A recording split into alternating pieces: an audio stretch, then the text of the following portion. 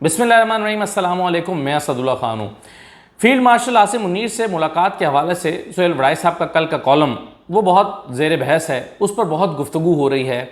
कल से इसके मुख्तलिफ़ पहलुओं पर, इसके मुख्तलिफ़ पैराग्राफ्स पर अलग अलग बातचीत हो रही है। जो चीज़ें डिस्कस हो गई मैं उसको दोहराऊँगा नहीं, रेपिटेशन में नहीं जाऊँगा।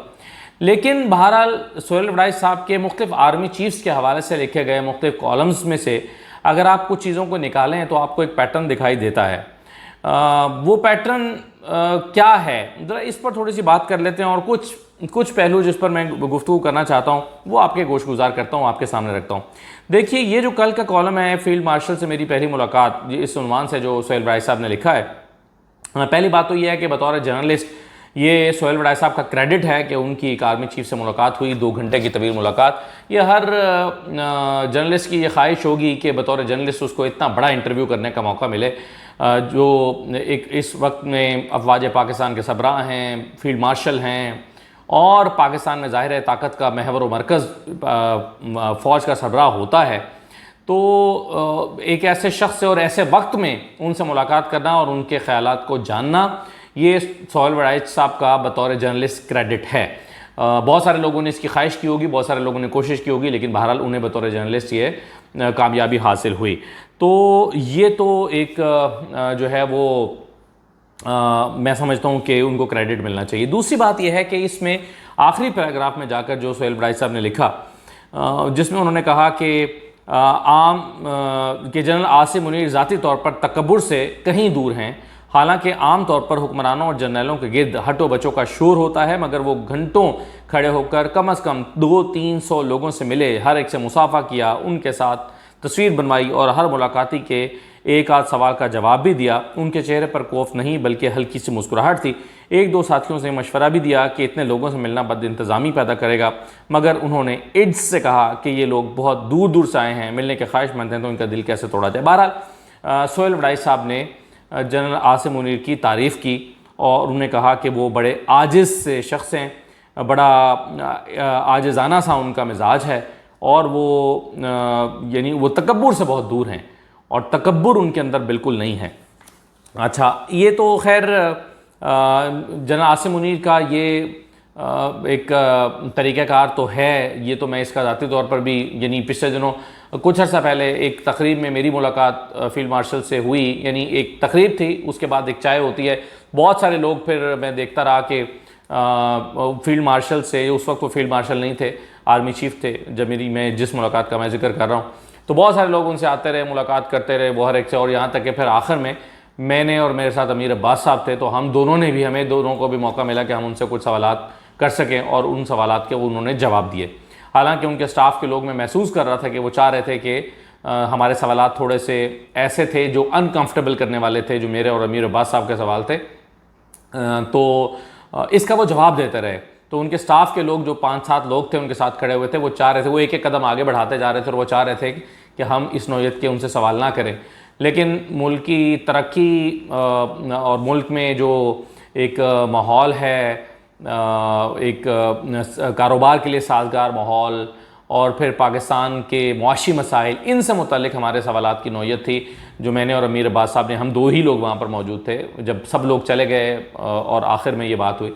तो इन सवालात के जवाब उन्होंने बहरहाल दिए, तो और वो काफ़ी देर तक हमारे सवालों के जवाब देते रहे, मैं और अमीर अब्बास साहब वहाँ खड़े रहे। तो ये बात तो बहरहाल जो सुहेल वड़ाई साहब कह रहे हैं वो इस तरह से है, उनकी आदत है कि वो रुकते हैं, सवाल को लेते हैं, उसका जवाब देते हैं और तफसील से बात करते हैं। ये अलग मौजू है कि मैंने और अमीर अब्बास साहब ने उनसे जो सवालात किए थे उसका उन्होंने क्या जवाब दिया, ये फिर किसी और वक्त से ही, ये मेरा मौजू नहीं है इस वक्त। लेकिन बहरहाल ये जो सुहेल वड़ाई साहब कह रहे हैं वो कुछ लोगों को इससे लगा कि सुहेल वड़ाई साहब ने बहुत ज़्यादा तारीफ़ की है फील्ड मार्शल की, और उन्होंने तारीफ़ के करने के लिए कि जो मैं तकब्बुर नहीं है और ये सब चीज़ें की हैं। लेकिन बहरहाल सुहेल वड़ाई साहब कुछ इस नौयत की चीज़ें जो हैं वो इससे पहले भी कर चुके हैं, और इस तरह की चीज़ें जो हैं वो जनरल बाजवा साहब के बारे में भी लिख चुके हैं और जनरल फैज़ हमीद के बारे में भी लिख चुके हैं। मसलन उनका एक तज्जिया जो है वो मेरे सामने माजी का मौजूद है, जिसमें वो जनरल बाजवा के बारे में लिखते हैं कि बिलाखिर पाकिस्तान की पायदार तरक्की का रास्ता हमवार हो चुका है। क्योंकि तारीख के तालिब इल्म और तरक्की के ख़्वाहां जनरल कमर जावेद बाजवा को मज़ीद 3 साल के लिए आर्मी चीफ बना दिया गया है। इस फैसले पर वज़ीर आज़म इमरान खान अमेरिका, यूरोप और दुनिया भर के ममालिक से मुबारकबाद के मुस्तहिक हैं, क्योंकि अब पाकिस्तान अमन और तरक्की की राह पर ही चलेगा। यानी जब जनरल बाजवा को 3 साल की एक्सटेंशन मिली थी तो उस पर सोहेल बराइच साहब ने यह लिखा था और कहा था कि अब कमाल हो गया है, अब मुल्क तरक्की के रास्ते पर चलेगा, क्योंकि 3 साल की एक्सटेंशन हो गई। और इस पर तो इमरान खान भी मुबारकबाद के मुस्तहिक हैं, क्योंकि उन्होंने ये बहुत अच्छा काम किया। इसी तरह से उन्होंने जनरल फैज़ हमीद को आयरन मैन करार देते हुए उनकी भी बहुत तारीफ़ कर चुके हैं माजी में। वो कह चुके हैं कि जनरल बाजवा की एक्सटेंशन की अफवाहें गर्म थीं, तब ISI के सरबराह जनरल फैज़ हमीद ने ओहदा नहीं संभाला था, मगर जहां 4 सीनियर तरीन जर्नलों के मुस्तकबिल पर सवाल निशान लगा है, वहीं जनरल फैज़ हमीद जैसा आयरन मैन जनरल बाजवा की मुआवनत जारी रखेगा और जनरल कमर जावेद बाजवा की 3 साला मुद्दत मुलाजमत में तोसी के बाद वो अगले आर्मी चीफ के लिए सबसे ताकतवर उम्मीदवारों की दौड़ में शामिल हो चुके हैं। फिर वो जनरल बाजवा और जनरल फैज़ हमीद के हवाले से लिखते हैं कि और इसी तनाजुर में अगर जनरल फैज़ हमीद को बतौर ISI के सरबराह के तकर्रुर को देखा जाए तो ये भी कहा जा सकता है कि जनरल बाजवा के जानशीन का फैसला भी शायद कर लिया गया है। और अगर ऐसा है तो क्या इस पर यह मफरूज़ा दुरुस्त है कि जब जनरल बाजवा 3 साला तोसी गुजार कर जब रिटायर होंगे तो मुल्क तरक्की की राह पर गामजन हो चुका होगा, और उसके बाद जनरल फैज़ हमीद भी मुल्क को पायदार तरक्की की उसी डगर पर अगर मज़ीद 6 साल चला पाए तो मुल्क हांगकॉन्ग और मलेशिया के बराबर जा खड़ा होगा। हम इस एक पैराग्राफ में जनरल बाजवा को 3 साल की एक्सटेंशन पर खुशी, और उसके बाद जनरल फैज़ हमीद की अपॉइंटमेंट, और अपॉइंटमेंट के बाद उनकी 3 साल की एक्सटेंशन, यानी जनरल फैज़ हमीद को 6 साल के लिए आर्मी चीफ, और फिर यानी 6 और 6 12 या 6 और 3 9, तो 9 सालों में मुल्क को हांगकॉन्ग और मलेशिया के बराबर खड़ा करना, ये सारा कुछ एक ही पैराग्राफ में सोहेल बराइच साहब लिख चुके हैं। और फिर बाजवा डॉक्ट्राइन पर उन्होंने बहुत तफसील से कॉलम लिखे, 2500 अल्फाज पर मुश्तमिल कॉलम छप चुका है इनका सोहेल बराइच साहब का, और उसमें जहां उनके अमन के फ़लसफ़े और बाकी चीज़ों पर बहुत तफसील से रोशनी डाली है, वहाँ पर जनरल बाजवा की काफ़ी तारीफ़ भी की गई है, जिसमें कहा गया है कि किसे इल्म नहीं कि पाकिस्तान में तरक्की पाने वाले जर्नलों का इंतखाब ज़ात पात नस्ल और मजहब से बालातर होकर किया जाता है। 70 साल तारीख़ में जनरल बाजवा पहले जनरल हैं जो जाट कबीले से ताल्लुक़ रखते हैं। इनसे 170 साल पहले आखिरी जाट जनरल शेर सिंह अटारी वाला ने ज़िला गुजरात में जलियांवाला के मकाम पर बहादुरी से अंग्रेज़ों के ख़िलाफ़ जंग लड़ी थी। यानी जाट बरादरी का जो पहले एक जर्नल आया था वो भी बड़ा बहादुर था, और जाट बरादरी का ये जो जर्नल आया है ये भी कमाल है। तो ये सारी चीज़ें सोहेल बराइच साहब मुख्तलिफ जर्नलों के बारे में लिख चुके हैं। और एक कॉन्सेप्ट बार बार सोहेल बराइच साहब के कॉलमों में मिलता है, और वो है तसलसल। यानी एक जो है वो, क्योंकि अब हमारे यहाँ एक चलन चल निकला है कि जो भी आता है वो कहता है कि जी मेरी जो मुद्दत मुलाजमत है ये कम है, क्योंकि मुल्क की पायदार तरक्की के लिए इसका तसलसल ज़रूरी है। ये कॉन्सेप्ट हम अदलिया में भी देख रहे हैं। जनरल काजी फ़ाइसा भी आप ऐसे कह सकते हैं, लेकिन बहरहाल काजी फ़ाइसा साहब जो हैं उन्होंने भी कोशिश की कि मेरा तसलसल होगा तो ये इदारा तरक्की करेगा और मुल्क तरक्की करेगा। अब हर शख्स ये समझता है कि उसका तसलसल ज़रूरी है या उसका ओहदे पर रहना ज़रूरी है। यही जनरल बाजवा भी समझते थे, यही जनरल राहिल शरीफ भी समझते थे जो एक्सटेंशन के लिए कोशिशें करते रहे, यही जनरल कियानी की ख्वाहिश थी, उनको 6 साल मिले, यही एक्सटेंशन जो है वो लेते रहे 10 साल 9-10 साल तक हुकूमत की जो जनरल परवेज़ मुशर्रफ थे। इसी तरह का ख्याल जो है वो जनरल ज़ियाउल हक़ के यहाँ भी मौजूद था, जो 30 दिन के लिए तो आए थे लेकिन फिर वो 10 साल तक के लिए इस मुल्क पर हुकूमत करते रहे। तो अब ये एक चलन है कि हर शख्स ये समझता है कि उसका इस ओहदे पर बरकरार रहना बड़ा ज़रूरी है अगर पायदार तरक्की चाहिए तो। और फिर उसके इस तसव्वुर को परवान चढ़ाने के लिए हमारे यहाँ बहुत सारे ऐसे लोग मिल जाते हैं जो इस फार्मूले को काबिल कबूल बनाने का किरदार अदा करते हैं और राह हमवार करते हैं और आवाम में रायमा बनाते हैं कि हाँ वाकई अगर मुल्क को तरक्की चाहिए तो तसलसल ज़रूरी है, और अगर तसलसल नहीं होगा तो फिर ये मुल्क तरक्की ही नहीं कर सकता।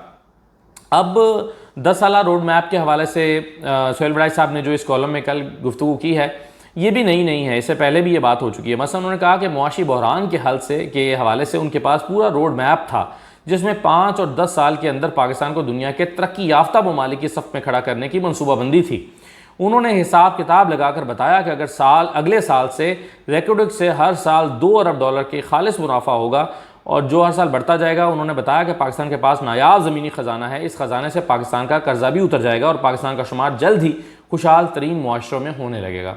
तो उन्होंने कहा कि फील्ड मार्शल के पास 10 साला रोड मैप है 5 और 10 साल के अंदर पाकिस्तान को तरक्की याफ्ता ममालिक के सफ़ में शामिल करने का। अब बैनुस्सुतूर जो बात वो कहना चाहते हैं, जो सोहेल बड़ाई साहब हैं, वो इससे पहले भी ये बात कर चुके हैं, ये बात वो नहीं कर रहे। मसलन वो कह रहे हैं कि कौन नहीं जानता कि पायदार तरक्की के लिए सियासी इस्तेहकाम और हुकूमत को अपनी पॉलिसियाँ बनाने, ये पहले जनरल बाजवा के हवाले से वो लिख चुके हैं, जनरल बाजवा के हवाले से लिख चुके हैं और वो कह चुके हैं कि कौन नहीं जानता कि पायदार तरक्की के लिए सियासी इस्तेहकाम और हुकूमत को अपनी पॉलिसियाँ बनाने और फिर उस पर अमल दरामद करवाने के लिए कम अज़ कम 10-15 साल दरकार होते हैं। अगर पायदार तरक्की के समरात को देखना हो तो फिर एक ही पॉलिसी के तसलसल के लिए 12 से 15 साल चाहिए होते हैं। इसलिए हांगकांग, चीन और मलेशिया तरक्की कर गए कि वहाँ एक ही हुकूमत को अपनी मुआशी पॉलिसियाँ 10 से 15 साल चलाने का मौका मिला।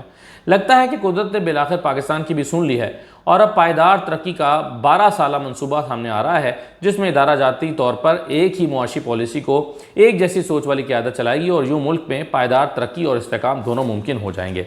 यानी जनरल बाजवा की एक्सटेंशन के हवाले से और उस कॉन्सेप्ट पर हुकूमत मज़ीद करने के हवाले से उन्होंने जो है वो ये सारी चीज़ें लिखी। लेकिन तसलसल का जहाँ तक जिक्र बात है, मैं हैरान इस बात पे हूँ कि अगर तसलसल ही तरक्की के ज़ामिन है तो ये बात अमेरिका जैसे मुल्क को समझ क्यों नहीं आई। क्यों वो हर 4 साल के बाद इलेक्शन करता है? क्यों ऐसा नहीं करता कि मतलब 4 साल के बाद एक जो बाइडन 4 साल रहे और 4 साल के बाद डोनाल्ड ट्रंप आ गए? क्यों जो बाइडन को मज़ीद 4 साल की एक्सटेंशन नहीं दी गई? या क्यों उन्हें जो है वो ये तसव्वुर उनके यहाँ मौजूद नहीं है कि जो भी हुकूमत हो वो 10 साल के लिए होनी चाहिए और फिर 10 साल के लिए उसको रिपीट करने का भी मौका मिलना चाहिए ताकि मुल्क तरक्की की राह पर गामजन हो। तो ये जो कॉन्सेप्ट है, मैं इस कॉन्सेप्ट से तो इत्तफाक नहीं करता कि हाँ ये ज़रूर है कि पॉलिसीज़ का तसल्सल रहना चाहिए। हुकूमत कोई भी आए, जो मुल्क के मुफाद में बनाई गई पॉलिसीज़ हैं उसको चलाना चाहिए। मुआशी जैसे पॉलिसीज़ हैं उसको तब्दील नहीं करना चाहिए और जो मुआहदे हैं दूसरे ममालिक के साथ आपने किए होते हैं, जो ईमानदारी के साथ किए गए हों अगर और मुल्क के फ़ायदे के लिए किए गए हों तो उन्हें चलाना चाहिए। लेकिन ये कहना कि जो हुकूमत अब बन गई है इसको 10 साल के लिए चलने दें या जो चीफ़ आ गया है उसको 10 साल के लिए होगा तो मुल्क तरक्की करेगा, ये मेरा ख्याल है कि बाकी लोगों की सलाहियत पर शक करने के मुतरादिफ है। यानी ये शक करने के मुतरादिफ है कि कोई और इस सलाहियत का हामिल ही नहीं है और कोई और तो मुल्क को चला ही नहीं सकता। तो यहाँ टैलेंट की कमी नहीं है हर महकमे में, हर शोबे में। वरना तो आप देखें ना, अगर एक चीफ़ जस्टिस आए और वो अच्छा है तो फिर उस चीफ़ जस्टिस को अगले 10 साल तक बरकरार रहना चाहिए। वरना ऐन मुमकिन है कि अगला आए तो इदारे को तबाह कर दे, अदलिया को ही तबाह करके रख दे। तो फिर तो हर इदारे के अंदर ये जो ब्यूरोक्रेसी में भी फिर 3 साल की कदगन आप लगाते हैं कि 3 साल के बाद बंदा तब्दील होगा, तो हर शोबे में फिर इस फार्मूले को अप्लाई करना चाहिए। अगर ये इतना, या अगर पॉलिसी का तसलसल की यही शर्त है कि शख्स जो है वो एक शख्स मौजूद रहे अपने ओहदे पर और यही तसलसल है की शर्त है, तो फिर तो हर शोबे में इसको लागू होना चाहिए।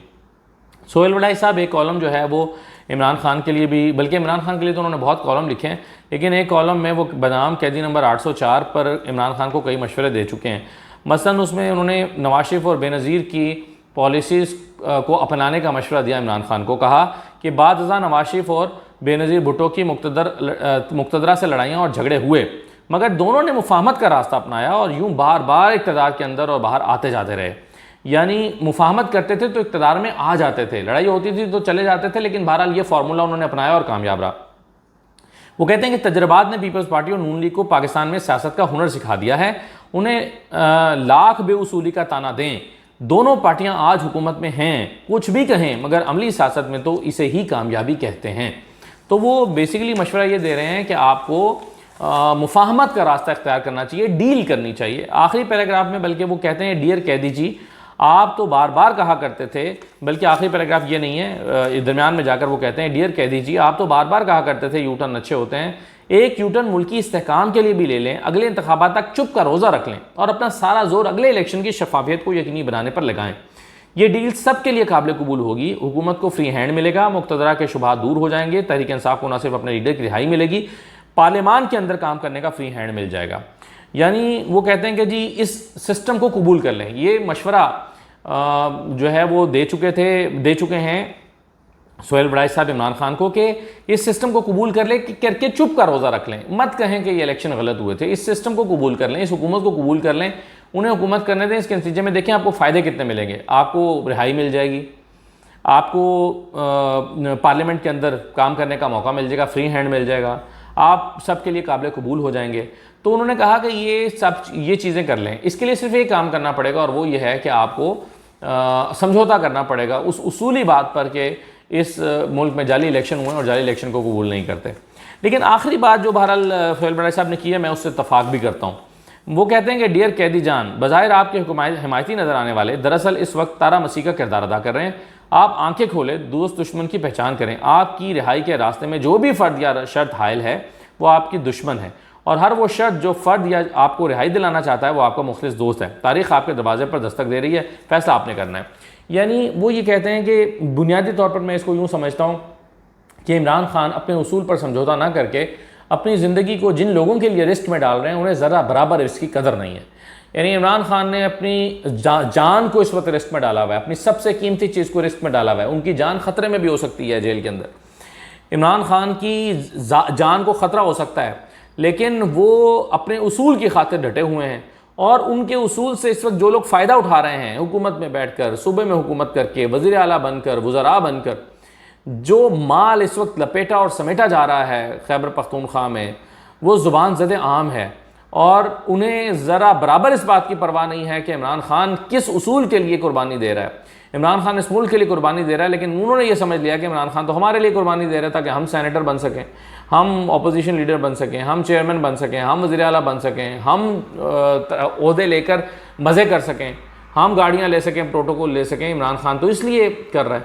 तो इन लोगों को इमरान खान की इस उसूली मौक़िफ़ की ज़रा बराबर परवाह नहीं है, ये तो मैं मानता हूँ। इसलिए अगर इमरान खान जिला वतनी इख्तियार कर लें या कर लेते उस वक्त पर, और वहाँ बाहर बैठकर अच्छे वक्त का इंतज़ार करते, जो कि बड़े बड़े लीडर्स ने जिला वतनियाँ इख्तियार की और वक्त मौका पड़ने पर वो वापस आए, लेकिन बाहर बैठकर अपने उसूल का प्रचार करते रहे, बाहर बैठकर अपने उसूल पर समझौता ना करने और अपने उसूल के लिए जो है वो जद्दोजहद करने का ऐलान करते रहते, तो ये भी एक रास्ता हो सकता था।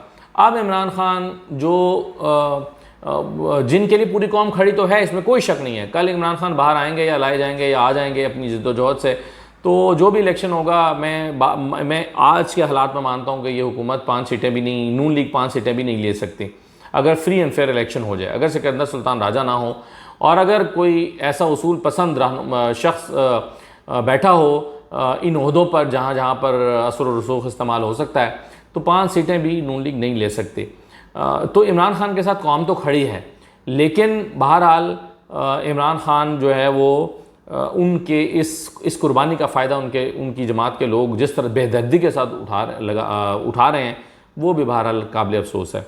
तो ये जनाब कुछ चीज़ें हैं जिस पर मैं बात करना चाहता था। इजाज़त दीजिए, अल्लाह हाफ़िज़।